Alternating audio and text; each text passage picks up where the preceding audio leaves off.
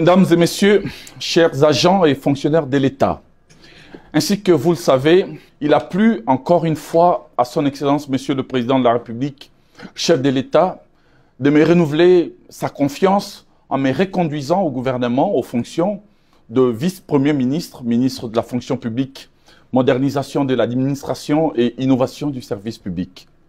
Je voudrais ici lui exprimer très respectueusement à lui-même ainsi qu'à Madame la Première ministre, chef du gouvernement, toute ma gratitude pour cette marque de confiance. Cette reconduction, je la dédie à tous nos compatriotes de l'Est, aux agents et fonctionnaires du Nord Kivu, du Sud Kivu et de l'Ituri, qui traversent en ce moment des heures sombres sur le plan sécuritaire et ont besoin de la fraternité et de la solidarité de toute la nation. Tout sera mis en œuvre pour qu'ils n'aient pas l'impression d'être délaissés, en espérant bien sûr que très bientôt nous ayons à tourner cette horrible page de notre histoire. Servir son pays, c'est le plus grand honneur qui soit fait à un homme ou à une femme. Être nommé ou reconduit au gouvernement de la République est un grand honneur, c'est vrai, mais c'est d'abord avant tout une responsabilité, une lourde charge. J'ai indiqué à ces et ceux des fonctionnaires qui sont venus amicalement, fraternellement, tout à l'heure, mais signifier leur joie, ainsi qu'à certains proches, que l'heure n'était pas à la fête, qu'il n'y avait rien à fêter. L'heure est au travail et à l'action. Réfléchir, concevoir et agir, voilà ce qui convient pour se placer à la hauteur de l'enjeu. Et l'enjeu, c'est la transformation systémique de notre administration publique.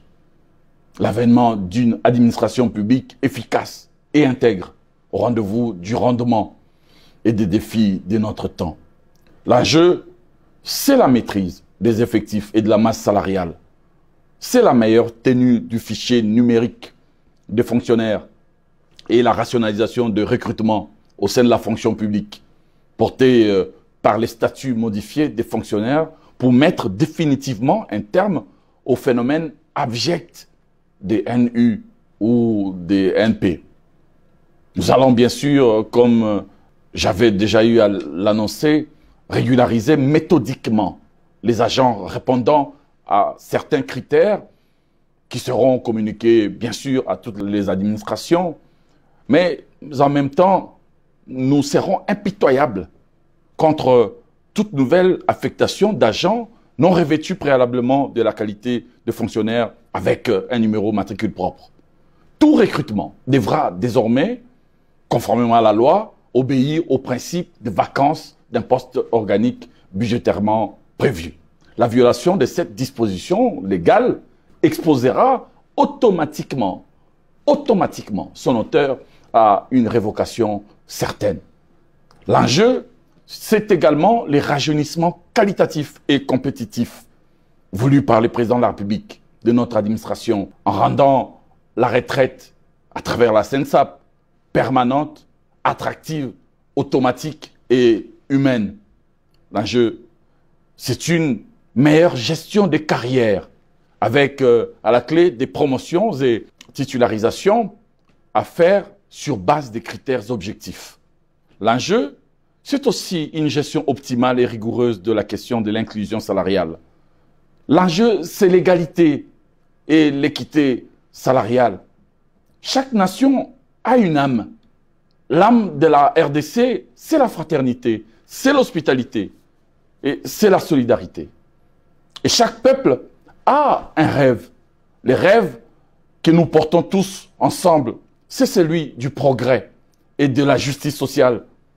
C'est pour la justice sociale que Patrice Emery Lumumba, Joseph Kasavubu, Mbuta Kanza et autres Bolikango s'étaient battus pour notre indépendance.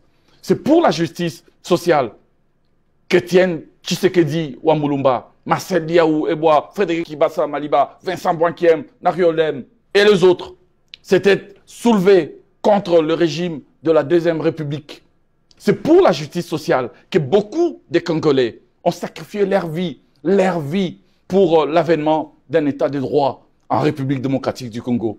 Et c'est pour la justice sociale que Félix Antoine Tshisekedi Tshilombo a placé l'amélioration du service public parmi ses priorités, tout comme la gratuité de l'enseignement et l'avènement de la couverture santé universelle, la CSU. En attendant la mise en œuvre de la nouvelle politique salariale, nous allons mettre en place un dispositif intérimaire plus inclusif de la mécanisation des agents dont les prestations sont certaines et incontestables et qui sont restées longtemps non payées, depuis des années, voire des décennies.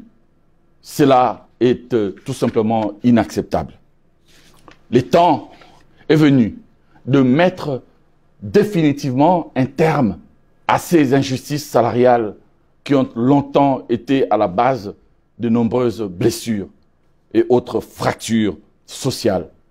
L'enjeu, c'est aussi la formation continue à travers l'ENA, formation dont devront bénéficier les fonctionnaires où qu'ils se trouvent, à Kinshasa comme en province, afin de renforcer leur capacité à servir l'État comme il se doit. Cette formation, dois-je le rappeler, ne doit pas être l'apanage de quelques privilégiés. Elle doit être à la portée de tous les fonctionnaires, sans exception aucune.